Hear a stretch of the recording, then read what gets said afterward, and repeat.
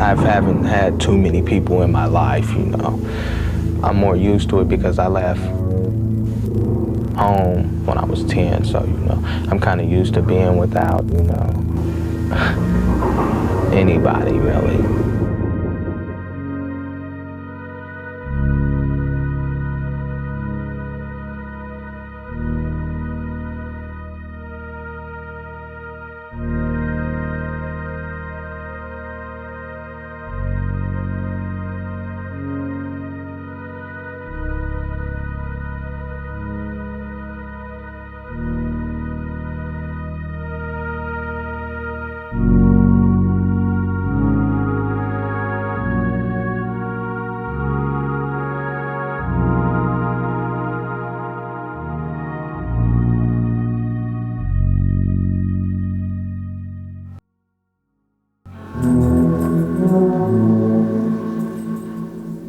I'm exhausted with life, really. It's like I lived too fast, you know. That goes back to me not having a childhood, you know. When I was 6, you know, I was probably about like 17, 16, you know. So I got a whole 10 years on everybody else, you know. I had to grow up fast, you know, so there was no time for playing, riding bicycles, running down the streets, throwing rocks with the other little kids, you know. It's more like sit in the house, take care of this, you know. Or don't laugh, don't cry, you know. Don't do nothing, you know what I'm saying? Basically, that's what it was like. And so through that, I just grew up fast, and I feel old. I've experienced a lot of things that even grown people haven't experienced, you know. I've seen a lot of things a lot of people haven't seen, except for veterans of wars, you know.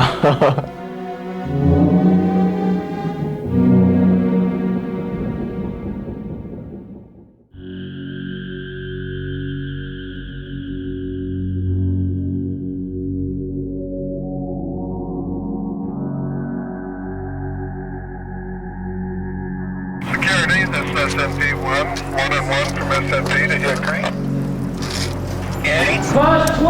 Charlie, it's too late for me. You can't teach an old dog new tricks. It's too late for me. I can't. Right there. I turn into who I am. I found myself. A person caught into realities. Wait. One of his own and one of society's. Okay. Record, see? I revolved so much around that in my last few years, you know, being locked up, that I look back and can't see the light anymore that I left behind. And all I got is memories. Everything I've you know, revolved around is gone. Okay, to your hand. My childhood, my brothers, my blood brothers, my blood sisters. Zigzag. Now I got my zigzag. I was a little cute little guy, but I was a gang member. Back then, gang banging was a thing to do. And it got me in a lot of trouble. Looney. El Duke. We got into drugs and stuff. Well, I did. Everybody was always into it. And when we sell drugs, they call us Mexican Mafia because we're Mexicans. And American you. Orale. the shooting was some guy did us wrong with drugs. He tried to jack us. Let us down, man. So Let us down and say, I took care of him, and I ended up in jail. I've seen a lot of things since I've been locked up.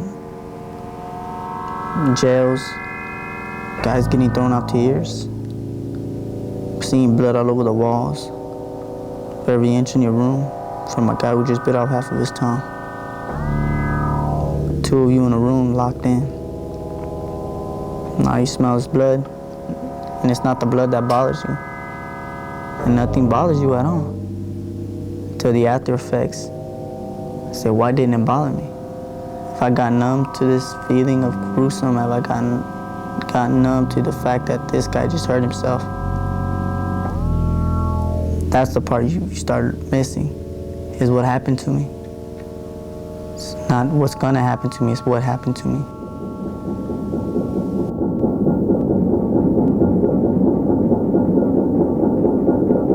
It ain't all roses in my life right now, like I thought it would be. I would hope it would be. But I'm still struggling the same as if I was in the institution.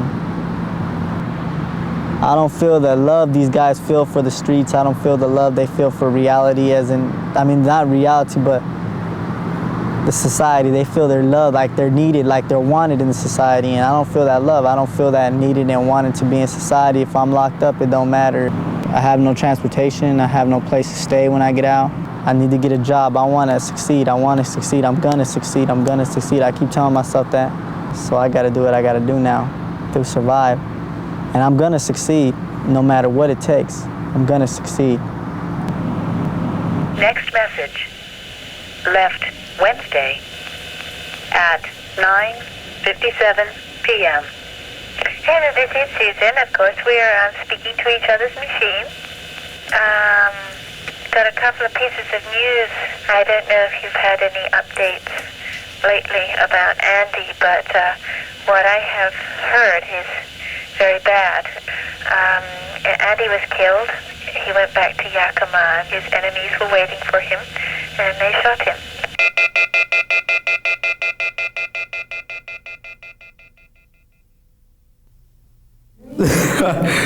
Guess who's back?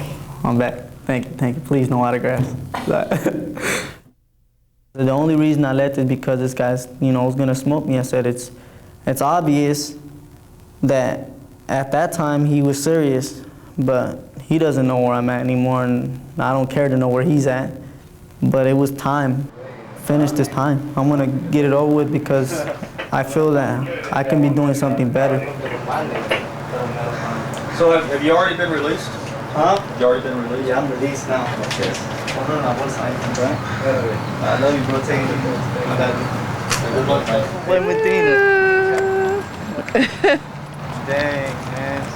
So what do you think? I gotta take a deep breath. It's been 6 years almost. Dang. Can't believe this day was ever gonna come.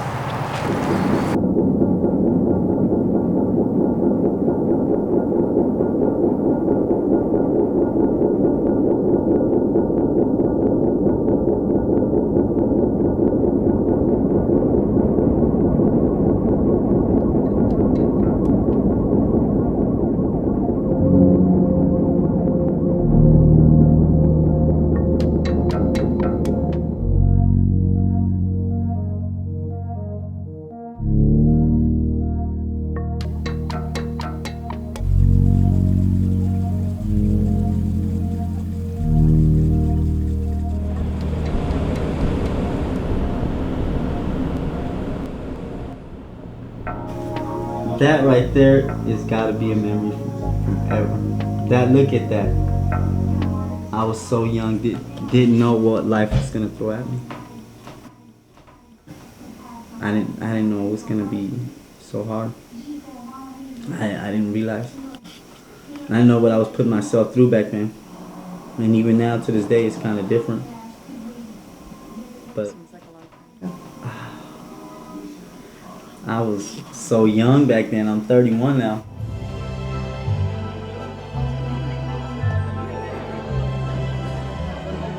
This is my new family. Last time I was with my nephews, they were like this big, twins, and they were tiny.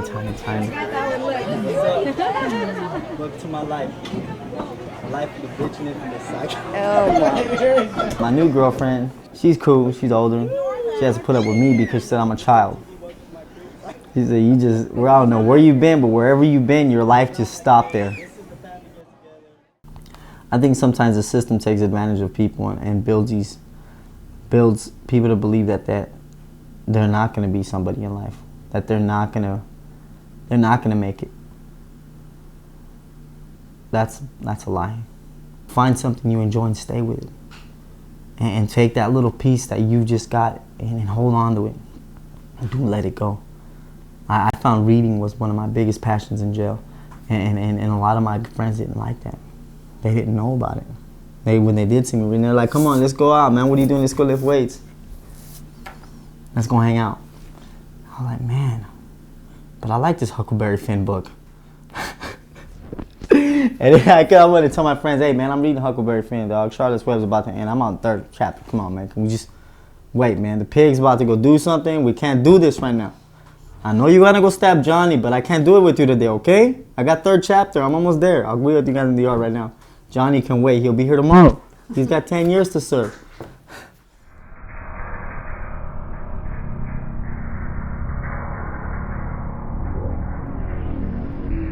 Hi, Heather, this is Andy. Yes, the one and only.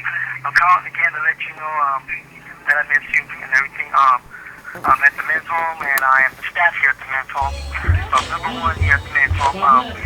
Working every day, staying clean, sober. I can't wait to talk to you. I love you. Amen. Are we ready to praise the Lord in this place tonight? Come on, I said, are we ready to praise the Lord in this place? I don't know about you, but I came ready. Tell your neighbor I came ready tonight. Amen. Oh, come on, let's put our hands together.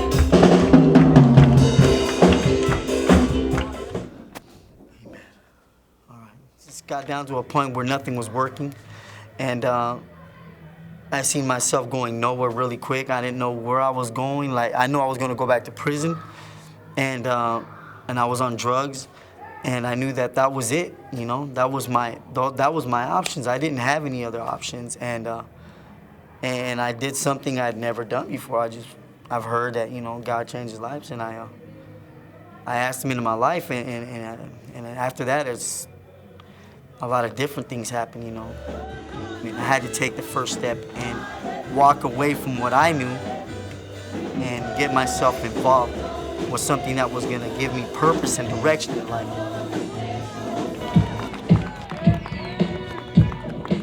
Hey, good afternoon, people. Glad to be. God bless you. Thank you for a beautiful day to serve you, Lord Jesus Christ. I want to tell you guys a little bit about my life. I spent years and years in prison. I spent my life gang banging, running the block. You know, this is a big change, you know, to come out here and see God doing His thing out here in Yakima. And I thank God today that I met Victory Outreach, that I'm part of the men's home. I got a life now. I'm very proud of, you know, all the stuff, all my weaknesses and all my strongnesses in my life. You know, I want to lift every brother up. You know, I knew this person that was locked up, bound, had all these problems, all these chains wrapped up on him. I see them as chains that every time, oh, I'm an addict, there's a big old chain around me. Oh, I'm a alcoholic. Oh, here's another chain. A gangbanger, a person that's killed somebody, a person that's ran the streets, a person that's stolen from his friends, a person that's disrespected his family. Were all these chains. And I couldn't walk with them anymore. And I didn't want to see my son deal with that. I love my sons and my daughters. And I want them to look at me, so I took it to God, and I took all these chains off me, and one at a time, He's still building, taking them off me. He's still breaking links. Some of them are hard. Changing isn't easy. But when my son sees me taking the initiative and doing it with a smile on my face, and knowing that I have the opportunity right now in my life to make a difference. I threw my life away at a young age, and I thought that I would never, ever get it back. Feel better? Me too. And now that I have a life, I find it kind of difficult in some situations, relationships and family situations, and sometimes I feel myself being separated. My point of views and their point of views are different, totally different.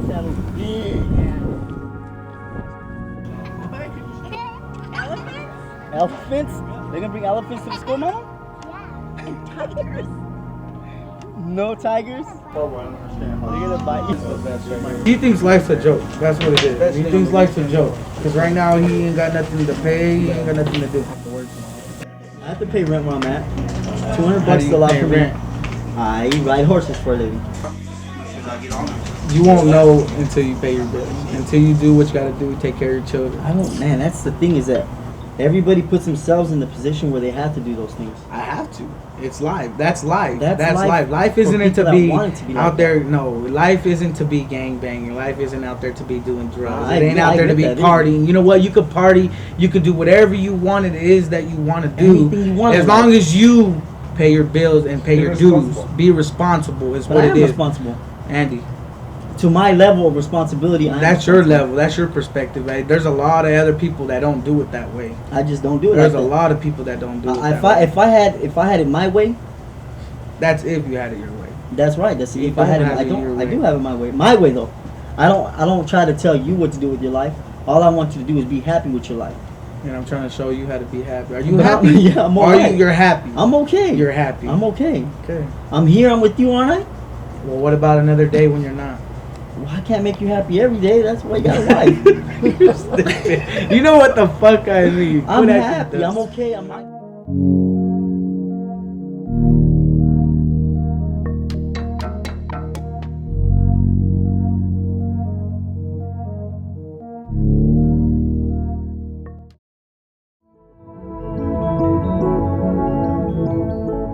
I have a feeling that I'm gonna die when I'm meant to die. And for a long time, I've looked forward to death just because that's when I'll finally won't have to worry about whether I get loaded or not. I won't have to worry about whether I go to jail or not. I won't have to worry about if this person's pregnant or not. I won't have to worry about anything. I won't even have to worry about taking my next breath because it's over.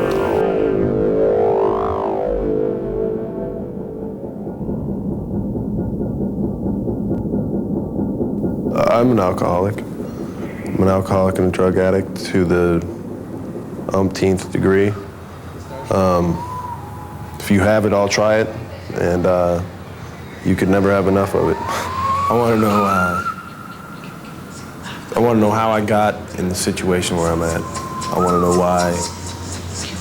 I want to know why, man. I want to know why every morning I wake up and want to get drunk. I want to know why I want to get high every day, every minute of the day. I want to know why. Security, Madrona, I have one student en route to London. I want to know why I don't care. I mean, I want to know for sure. I want the answers, you know what I'm saying, to why I don't care about, I mean, anything. You know, 6th grade, I'd say I started drinking, and I don't know, from when I started drinking on a regular basis, from that point on, it just, I don't know, everything. When I say out of control, I mean, like, I don't know where I'm going, nobody else knows where I'm going, I'm just going, and I'm going real quick. I think it started off as I was escaping. I mean, I don't know. I mean, I've been trying to figure that out. I've been to treatment, they've tried to figure that out. I've been to psychologists, they've tried to figure, I mean, everybody's tried to figure out, you know, what the hell is Matt running from?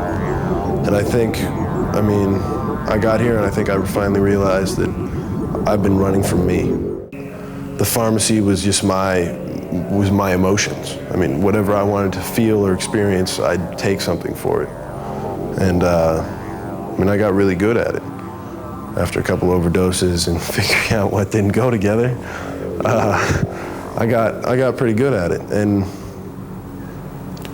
I mean, that's no way to live, really. I mean, that's not even living. That's sleepwalking. That whole night was really just the ending of 6 years of craziness. I mean, it was just all, it wasn't even anything that out of the ordinary. That's what the thing is. I mean, they treated the judicial system and everybody treated it as like, oh my God, look what he's doing. But it was like, I was doing that every night. Every night I was out there doing that. Robbing people for drugs and money. The end result of I was arrested for assault 2 with a handgun that night. And then once I was arrested, people came forward with other charges against me of assault 2 and another assault 2. And I mean, I was running wild. I mean, I'd be broke, like I was broke Wednesday night and I was drunk and somebody had hooked up somebody for me to rob and I went and robbed him for 1.5 ounces. I had a .357 snub nose and I pistol whipped him a bunch of times, took drugs from him, threatened to kill him. I mean, had the gun like jammed into their head with the hammer pulled back and told them all I had to do was twitch and he's done. And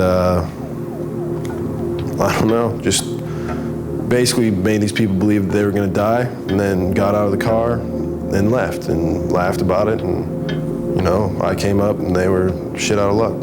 At that time, it was, I'm justifying this because I need drugs and I need money to buy my cigarettes and gas and some more alcohol tomorrow. I mean, that's as far as I was thinking. And so I'm doing time for some gas, some cigarettes, and some alcohol. I mean, that's ridiculous to me.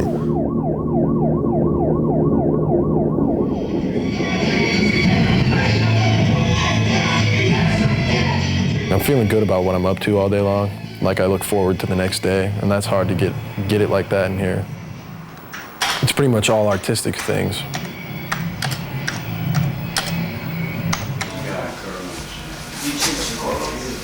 I don't feel as trapped as I was before. I got myself clean at a period in my life where I needed to. Like, I needed to say, okay, I'm not this teenage kid anymore that can just run around and carefreely do whatever he wants. There are consequences to everything that I'm doing. And so it was just kind of like a reality check for that as far as that goes. And just now I can maybe set a course where I want to go.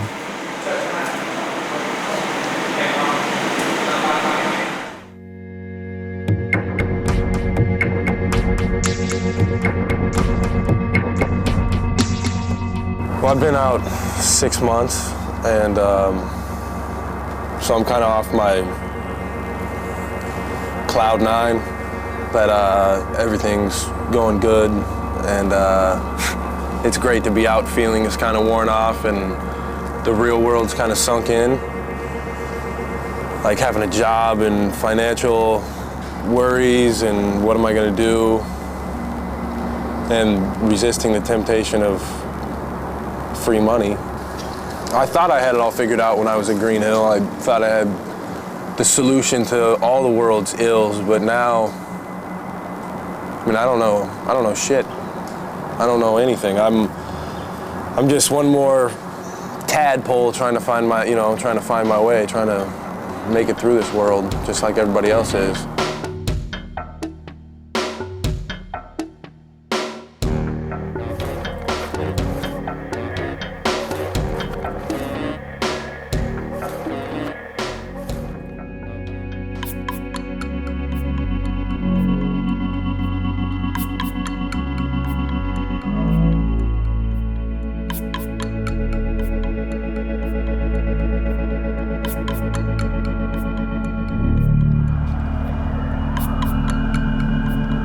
I don't know how, who knows how this will all play out, but I know that 2.5 weeks out of prison, it feels like there's everybody else and then there's me. I do not feel like, a part of society or, like one of these people you see walking down the street.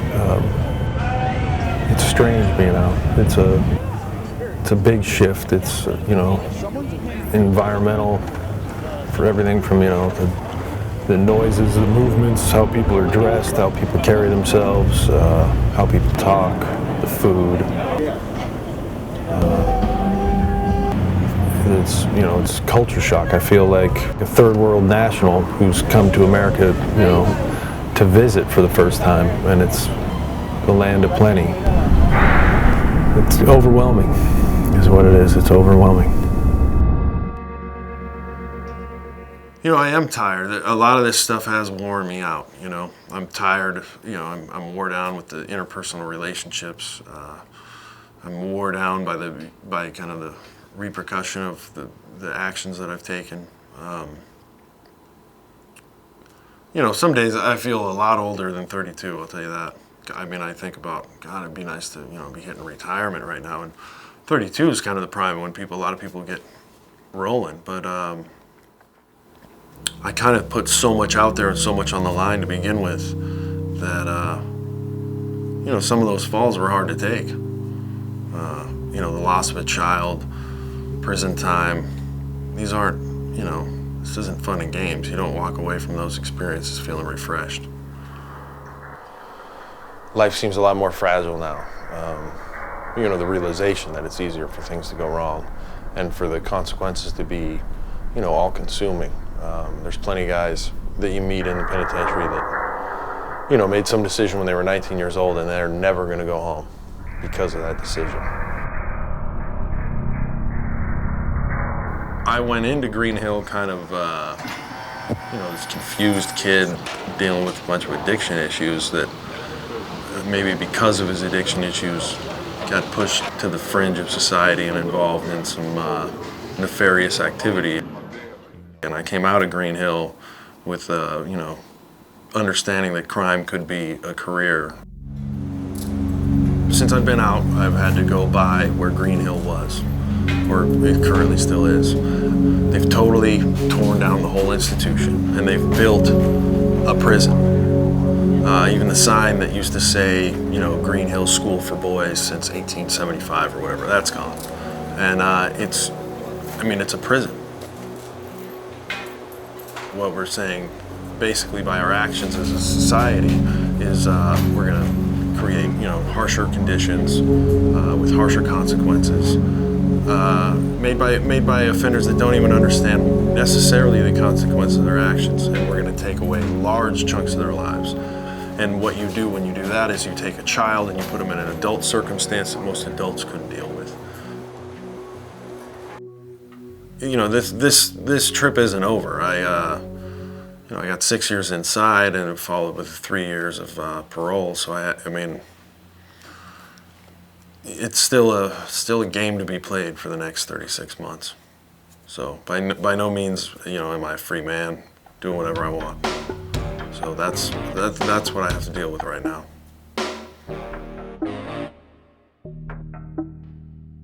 In our last interview, I was just getting on the methadone program, and you know, that took some adjustment to go from being clean to having some relapses to then getting transitioning on to methadone, and now it's, you know, stable, functioning, you know, part of my life. So. It's a draining process. I mean, you know, I spend so much energy with my addiction that, you know, sometimes I hate to think where I'd be if I didn't have to wrestle with that every day. But I do. So now I'm just kind of doing my thing. I work in a couple different odd jobs and just kind of try to kill the next 24 months of this parole. When you go to prison for an extended period of time, the only people that you know are people in prison. And when you get out, you know people in the, you know, in the halfway house or in the work release or whatever the case might be. As you get older too, it just starts to whittle down. Like you know people based on your previous life experience. And so I found that, you know, the only people that I know or am in contact with are either blood family members or you know, other felons. Framing my future now will continue to be how I go about managing my addictions, how I'm going to bring an income stream into my life, you know, how that's going to look, you know, it's kind of wide open.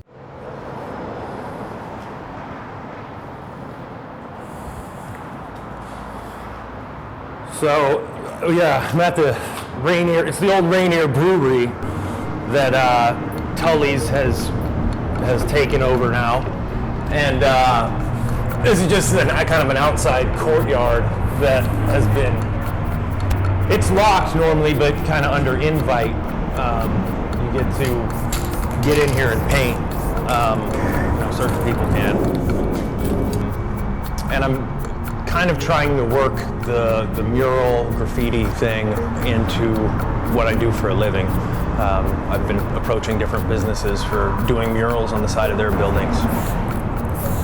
Lots of businesses like the kind of the urban art look, for lack of a better term, and so they like the graffiti look, and they kind of give you just a free-for-all, just go for it, and as long as it's, you know, original and looks good. And I think it's awesome because, you know, I'm with the new radio station here in the building. Oh, okay. So we love what you do and all your work, and we want to work with you guys. You know, do you have a card? Yeah, I'll need to give you mine too. Okay, I don't have a card. That's okay. Just shoot me a card, and then we can keep in contact. Perfect. I'm Michael. I'm Matt. Nice to meet you, Matt. Nice to meet you too. All right. I'll send you an email or something. That sounds great. All right.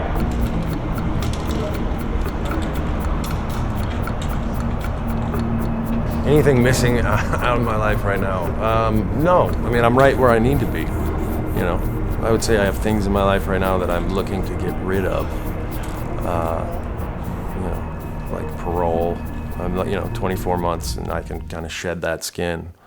Yeah, I'm looking to, have some things drop away and acquire some new things.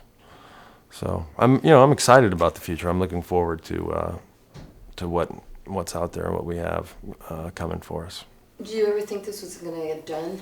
I still don't think it's gonna get done. No, I don't. That's 55. Yeah, no, I. That would make us You're right. a lot older.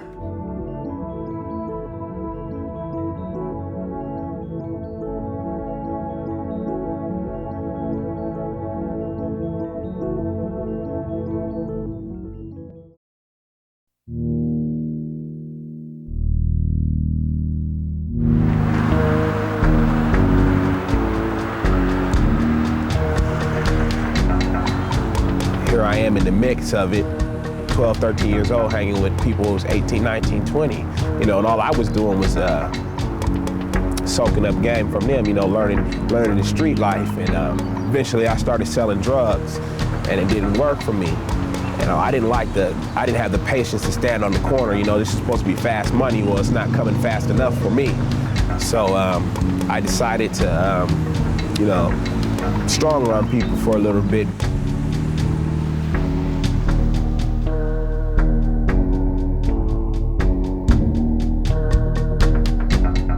For me, to rob somebody, it was easy because my emotions were all focused on one thing, and that was trying to have a family. And once them was shattered, I had no emotions. I felt no emotions. It's like ice was running through my veins. I couldn't care. I couldn't love. It was simple for me. I couldn't love. I was a stone cold robber. I mean, I robbed anybody and everybody, and with no remorse. And I robbed so many people that I can't even begin to tell you how I feel about them, because I don't. I never did feel for them. You know what I'm saying? It was something they had that I wanted, and I took it.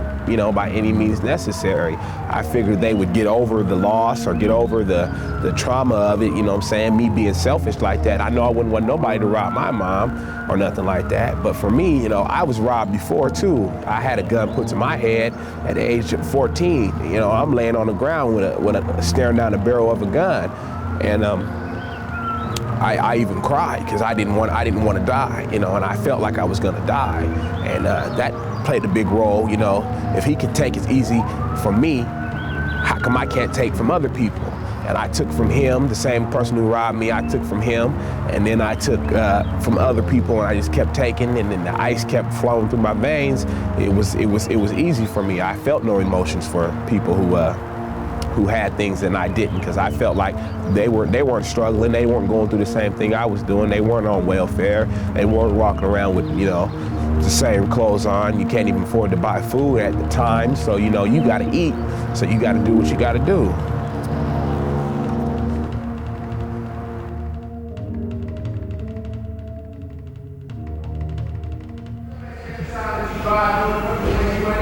I got incarcerated for robbery in the first degree and kidnapping in the first degree. And at the time, I had just turned 16.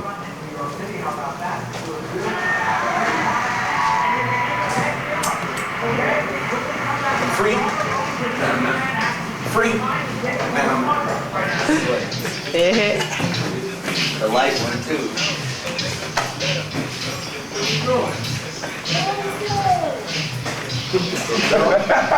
Yo, Joe. I'm back, Joe.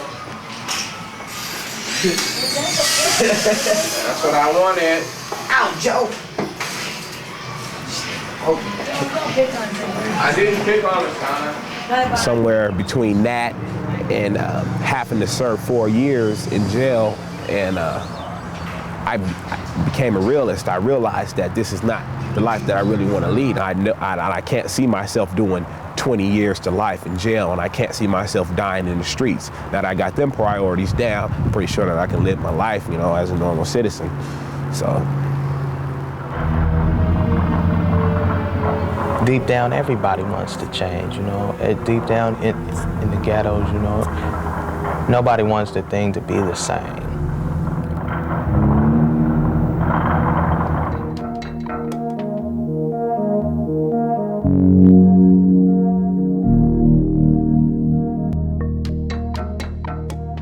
And it's hard to explain where you've been when you're gone for years at a time. You know, you haven't filled out a tax return since the 90s. They want to know why, you know, that shows up on your credit report. So all those factors come into play when you're, you know, trying to be on the straight and narrow.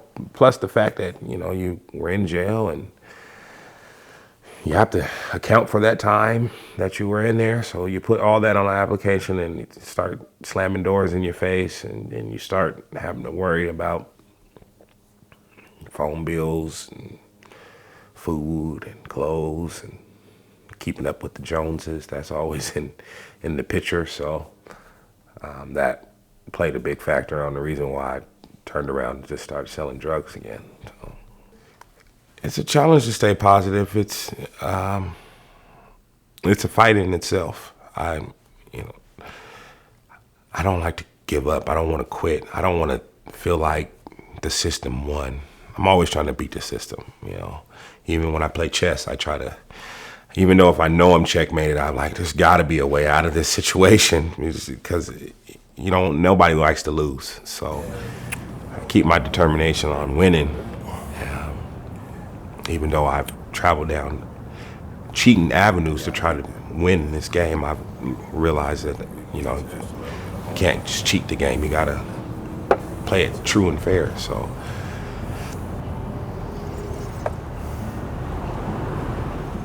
trying to do good, that's hard. So once I realize it's not so tough, I can get through it.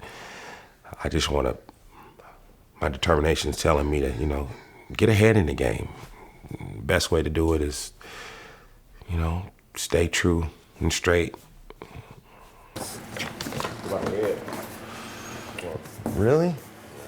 All this is going to be one color. I met Matt when we were in Green Hill, and he kind of shared the same views that I did. You know, we both knew this is not where we wanted to be. I know he has the same goal or the same focus as I have. He's trying to find a better way. Yellow, green. You got to take your shirt off, man. He's actually opened my eyes up to a lot of stuff that doesn't just happen to black people or Asian people, because he's white. So it happens to everybody. So anybody can have a bump in the road. I mean, once you do your time, you shouldn't have to be, you know, constantly being punished for doing your time, especially if you're giving up 110% on trying to make your life better. So going back and forth to jail really affects your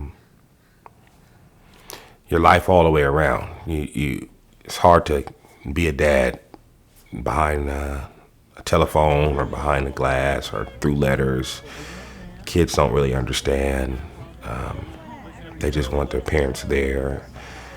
So I got 3 daughters. My oldest, I was in jail when she was born. Went back and forth for probation violations and drug charges. So I missed out on a lot of her life. So she's looking for me to explain to her how I make up for lost time. And I'm still looking at people to tell me how I'm supposed to make up for lost time. So the truth is, you can't make up for lost time. Once it's gone, it's gone. Papito, what's up, Papi? You kicked your socks off? Huh? You kicked your socks off? Okay, man. Yeah, good baby. Nosy baby, Mr. Nosy baby. Hey, Papito. Hey, you wanna give me a gift? Oh, the baby father. You gonna give me the blessing? Hi, Daddy. What's up, Papi? Hi, Papito.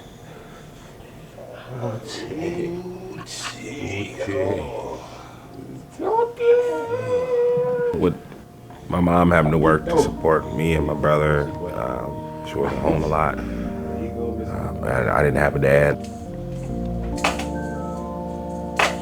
I didn't have anybody telling me right from wrong, and then I kind of let the streets and my friends teach me a lot of stuff. So when I'm 13, 14 years old, you start forming your own opinion. That's the time when I think you need somebody really in your ear say, hey, those things you were doing when you were a little bit younger, you can't keep doing these things. You need to start focusing. So, no, you can't feed yourself yet. Not yet.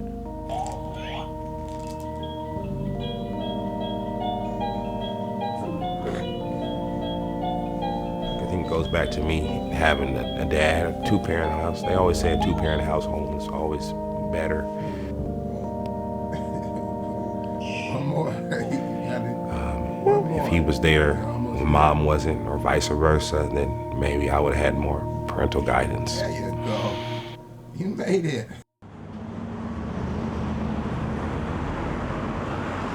Back in 92. I ain't gonna try to go.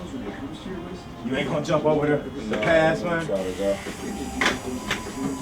When I was 16, I thought I knew what it took to be a man. So I was trying to explore those avenues, and kind of threw me off track. 16 years later, I'm 32. I think I know what it takes to be a man.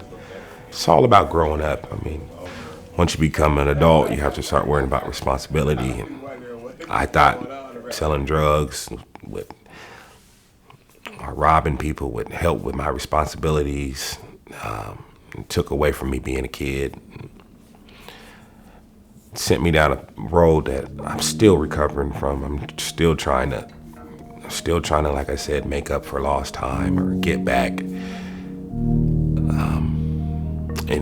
In the view of the public's eye, a good view of the public's eye. I don't always want to be an ex-felon. I don't always want to be ex-anything. So ex-drug dealer, ex-gang member, you know. So.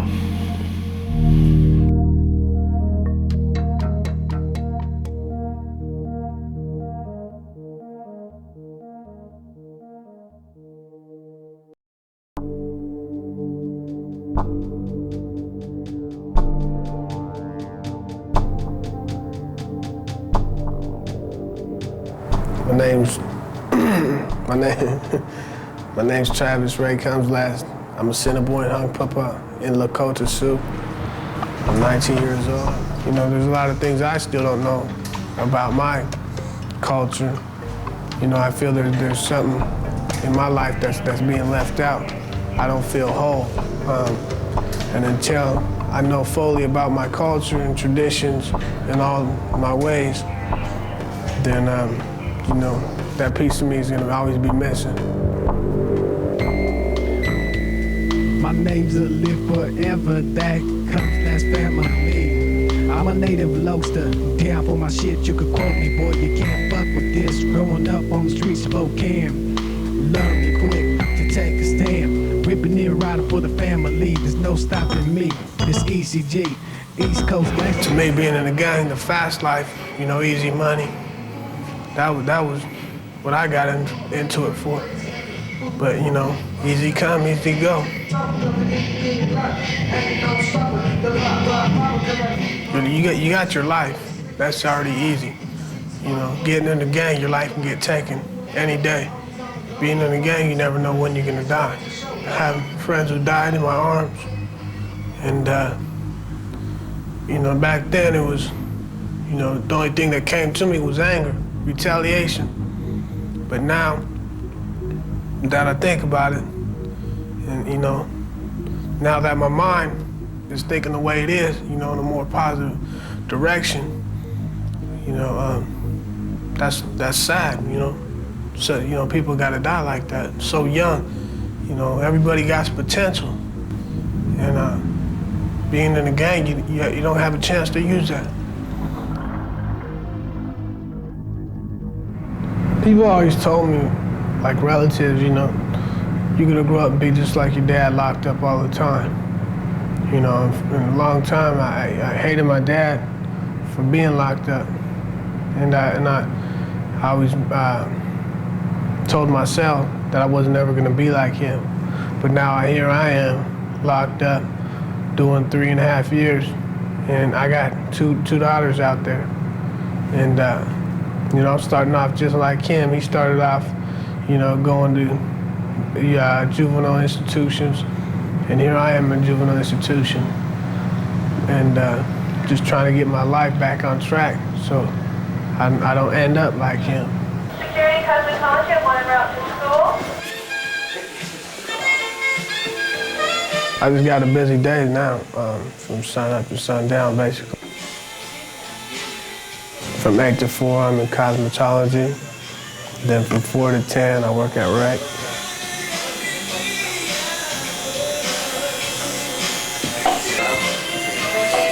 I just basically rehabilitated myself, you know, and you know, I set goals every day to do something positive, and then it just helps me out in the long run.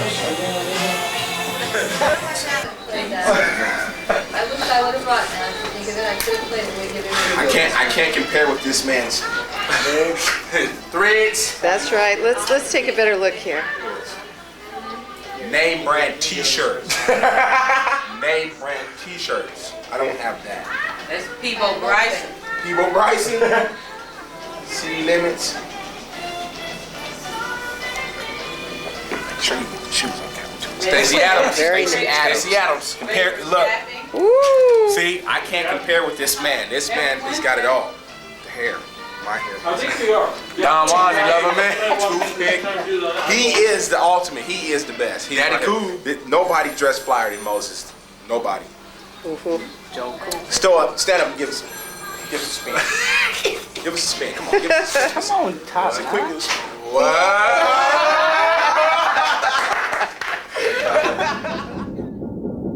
I don't really fear too much, nothing when I get out.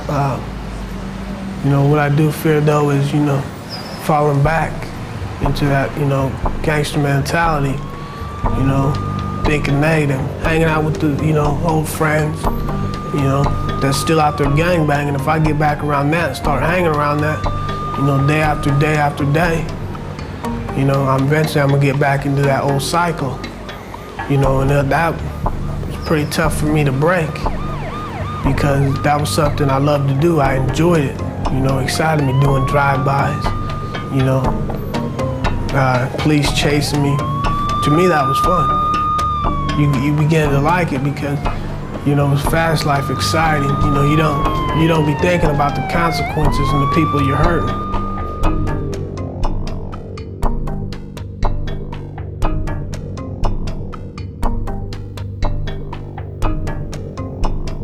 First stage message. Hi, Heather. I just wanted to tell you I've checked the paper, and as of last Sunday, they finally caught Travis. They're holding him for the murder of this person in Spokane.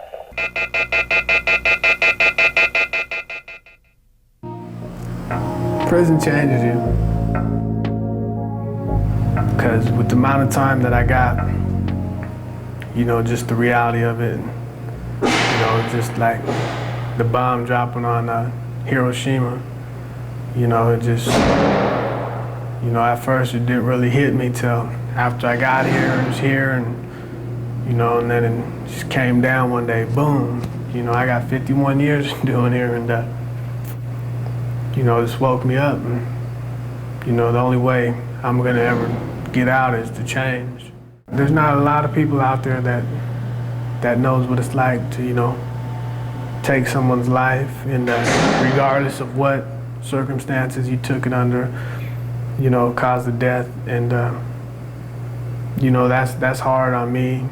You know, also hard on the people's family. You know, it's hard on me because I had to accept what I did, you know, and you know, come to terms with what I did, you know, and accept that, and You know, it's just like, wow, man, you know, I did that, and coming here with all that time, man, everything you hoped for, dreamed of when you was younger, you know, that's gone.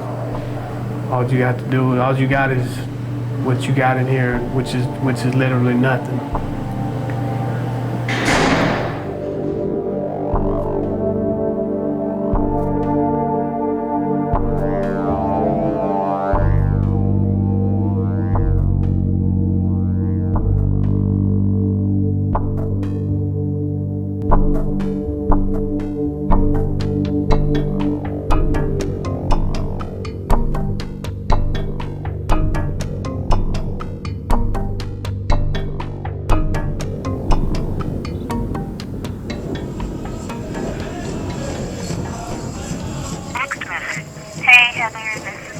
I was just calling to let you know that the powwow is going to be September 30th. How you doing? Well, have a seat and I'll introduce you to the folks here. I just returned from out of state. I was out there for the last 6 years. And I've been down almost 14 years now, and I still have about 30 more to go. You know, a lot of people are looking to fill a void of some sort. And, you know, they have this misconception about, you know, trying to do something to, you know, gain favor in the eyes of the individuals that hang around. And, you know, doing this and that to try to get a reputation or whatnot. And after all these years, I mean, you look back on some of the things I did, and the things, you know, I've done to try to prove myself to people who, you know, I at the time looked up to or wanted to be like, or who actually thought, you know, cared about me or my friends. Well, not one of those individuals since I've been incarcerated have come to visit, have written letters, you know, haven't supported me in any way. And it was all for nothing. You know, being locked up physically is not a challenge. It's nothing. I mean, we're humans, we learn to adapt. It's the emotional and mental struggles that man, I see people that break people. I see people that are just a shell of who they used to be.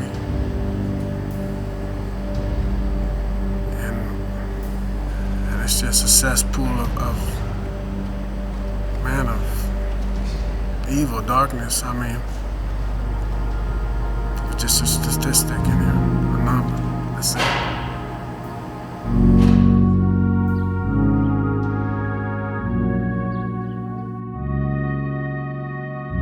When I got to Green Hill, I was real young, naive. I really had no sense of direction of where I wanted my life to go. Now, after all these years, I built the positive change I made on a solid foundation, on a spiritual foundation.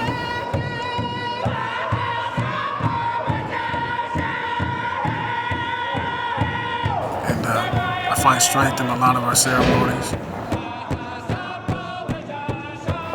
Like our songs teach you discipline, strength, you know, and it just keeps you structured and focused. A lot of these guys, you know, grew up not knowing about their culture. You know, they all they knew was the street life.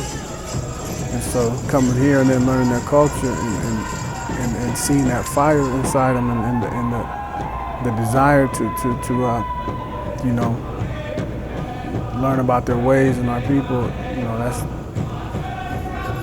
that helps me do what I do. Hey, we're gonna do the three-piece? We're gonna do that. Three-piece? Where you at? 1, 2, or 3? I'll do the end. Now? 1, 2, 3. 1, 2, 3. 1, 2, 3.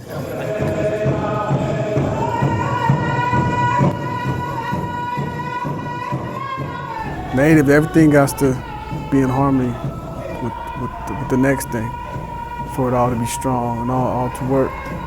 You know, it's just revolving like the earth. you know, everything just keeps coming back full circle. So you put out good and you try that, it's all gonna come back to you, to your family.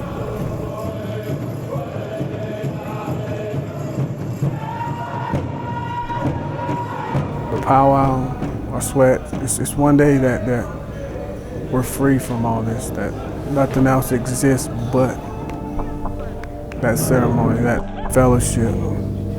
And you really forget where you're at. Literally forget where you're at.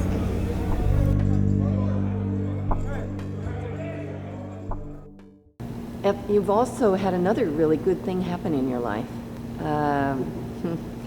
Can you talk about how you met Dolly? That isn't your typical love story, is it? Maybe it is. I actually met her in the prison where I was incarcerated. She was an employee there. And it's not nothing I went looking for. You know, it was, I don't know, I guess the stars were just in the right spot. It just, some things are meant to be. She's unlike any person that I've ever, you know, had relationships with. She's my strength anytime, whatever, she's there. She's proven that over and over again.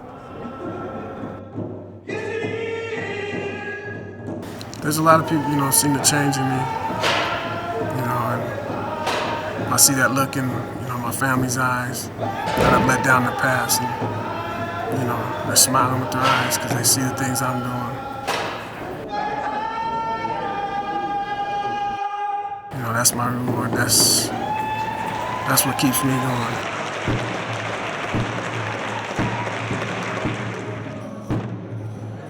I was talking to someone days ago, asked him, you know, he's also in here for a long time, and I'm like, how do you want to be remembered?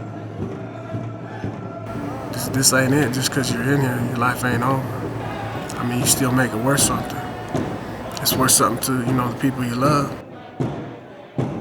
If anything, it's worth doing it for them. You just never seen it like that. It's like a light bulb just clicked on in his head, and now his cycle of change has begun, and all because of just a, you know, little 2-3 minute conversation. Actually seeing the change in other people and them telling me, you know, if it wasn't for you, you know, I would have still been doing this, I'd still be doing that. And for me, that's well, you can't put that into words how that makes me feel.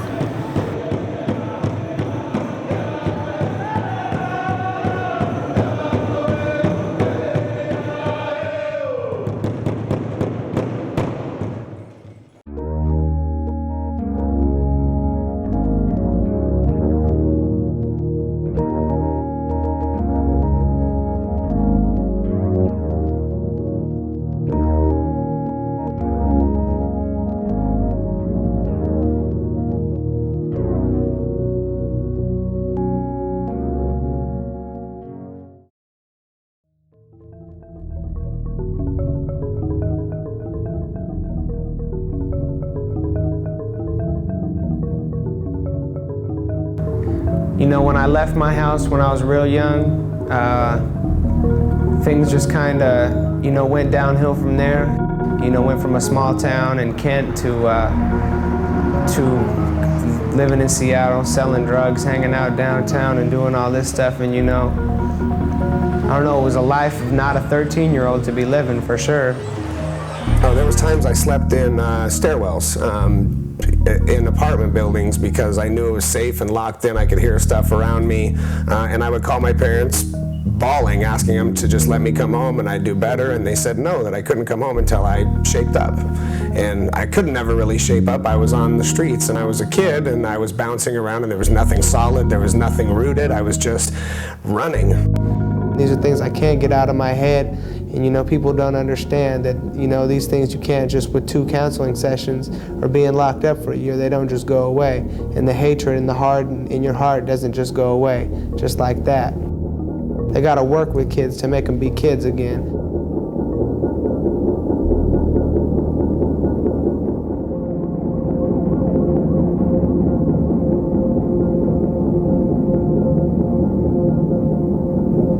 accused of armed robbery and armed burglary.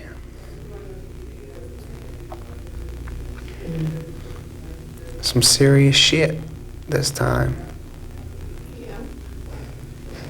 Trying to decline me, trying to send me to the penitentiary. They don't want to play no more. But neither do I.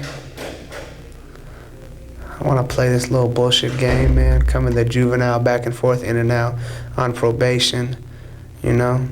I'm not out there jacking people, robbing people, tying them up and shit like that. I'm not doing that shit. And it's, man, been up in here 3 months waiting for court, frustrated, knowing I didn't do nothing. Knowing, man. I mean, it'd be different. I wouldn't be half as frustrated if I knew I did it, you know? But I ain't did shit. Just up in here. I should have been for my 18th birthday. Should have been in Vegas with my dad. Anywhere but here, man, anywhere. I'd have rather been in Green Hill than here. This place is fucked, really. I'm scared. Right now, I'm scared. I ain't gonna lie. I can't lie, so I'm not really hiding nothing there. I'm scared. If they give me, if I get convicted of this in adult court, I'll do 8 to 10. That's scary. Heather, it's Steve calling. It is Friday, October 11th, a little bit before 3 p.m. I was optimistic when I left you the message, and I was optimistic, and as was the other attorney on the case, right up until the time the judge started giving his ruling. We lost, and I guess, I don't know, it was a shocker. I've never so thoroughly dominated the other side in a hearing and still lost. But, so Casey has been moved to the jail, and he was filed on, I just found out this afternoon, in adult court, so he's going to be arraigned in Superior Court on Monday, October 14th. So, that's the bad news, and thanks for calling. I will talk to you soon. Bye.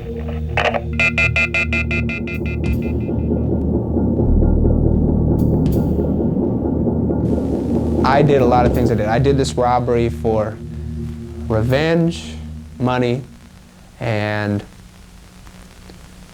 maybe status. It's like I was with a lot of people that I hadn't been around in many years, and it's like, you know, here, let me show you what I do, you know, what I'm about, you know? And maybe that was to make me look bad in their eyes, which is a total stupid reason to do a robbery, you know? But today, you know, looking back on 15 or whatever months ago it was, you know, I can think about that now, but back then all I thought about was simply doing that. I have a strike now. 3 strikes, I'm out. You know, that's realistic, that's reality. And we did what we did, you know, and we're here for a reason. We're not here because we're angels, you know, but the fact is what is a 20-year-old man gonna do when he gets out of the penitentiary and all he has is a high school diploma? I mean, what action do we have at furthering ourselves? They send you to the penitentiary to think about what you did, or, you know, what your life has, you know, happened. I think about it all the time. I mean, I sit in a cell by myself, you know, I don't know what, 12 hours a day. And other times I work and go out to the yard and do my thing, but, I mean, a lot of the time that's all you have to do is just think. Remember, revel in your mistakes, and hope for redemption some point.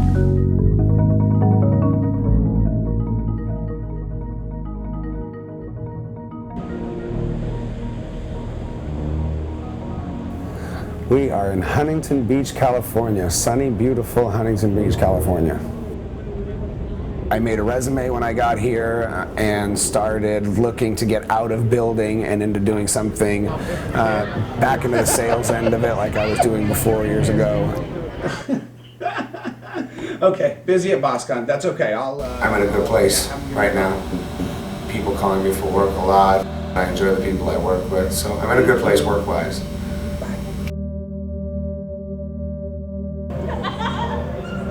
My girlfriend and I were together for 2.5 years, and we recently broke up.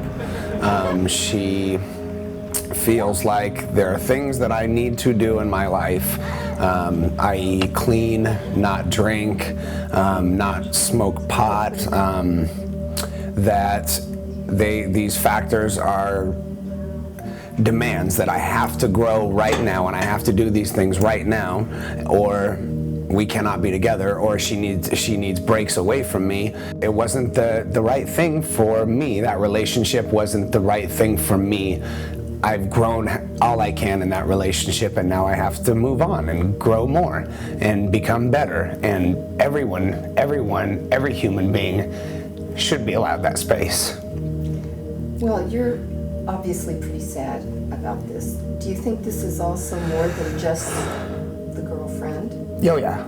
Oh yeah. So what's really where it's not that you didn't love her, but it's beyond that. There's more going on. This is everyone in my life has at point or has walked away, whether they come back or not.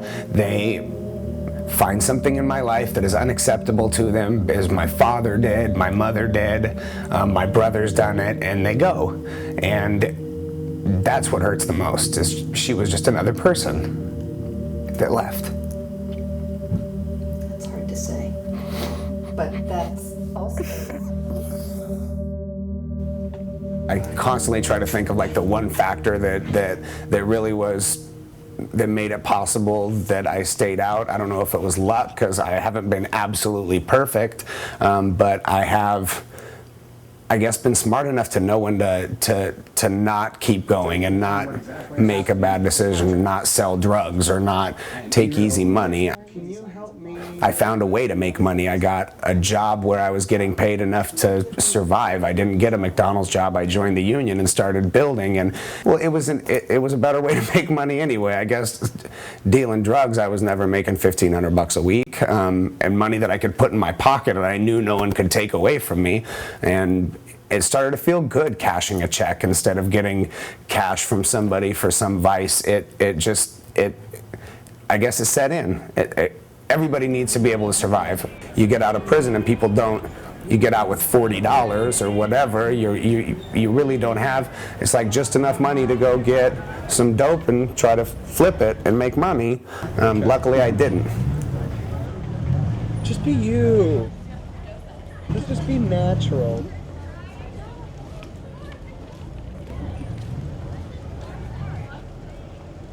Being a kid walking in a maximum security penitentiary was the scariest thing I've ever been through in my life. You hear about rape, you hear about people getting stabbed, you hear about people taking things, and all those things they're real. They're happening every day. You walk into prison and you're being sized up the second you get there. You're transported in a bright orange suit and you don't get normal clothes for like 3 days, so everyone even knows you're brand new. There's no hiding it. They call them fish, and they're the sharks, and they're waiting for you. Well, in prison, violence solves everything. You fight, and you fight it out. And that's what's respected in prison. When I got out of prison, I still resorted to fighting, and I still resorted to violence because it was the quickest answer. One of the reasons that I take the classes is so I have an outlet for frustration that feels physical in me. It wasn't an easy transition. I found martial arts probably 5 years ago, and if I got out 14 years ago, it was 9 years of a lot of turmoil. I have feelings, and a lot of people, once they become desensitized, never had the opportunity to go back and actually try to regain what it feels like to be a human being and not be an animal in prison, because that's in essence what you're taught you have to be to get through and survive. And when you're a kid and you're forced to be an animal, when you should be growing and maturing and finding these emotional platforms where you can be yourself. When those things are taken away from you, I think it's very, very hard for most people to recover. Shortly after 10 years old, 11, 12 years old, I was a ward of the state. My home was a juvenile hall or a foster home, and that was the end of it. They didn't allow me to come home. They didn't support me in any way. They didn't check in on me. I was on my own. I don't think any human being is worth throwing away. I think there's redeemable qualities about everyone, especially a child who just acting what they've learned. You can blame the 10-year-old, but that's a very, very easy thing to do and not have to look at yourself and say, what did I do that affected this person to where they acted out in this way? But it's lazy. It's human nature, but it's lazy. The support that I needed was from my family. I acted out hoping at some point that someone would notice that I was just hurting and pick up the slack and be an adult. Unfortunately, that never happened for me, and I figured it out on my own. But it was a very specific support that I needed. I needed my parents to be there. I needed my parents to be there.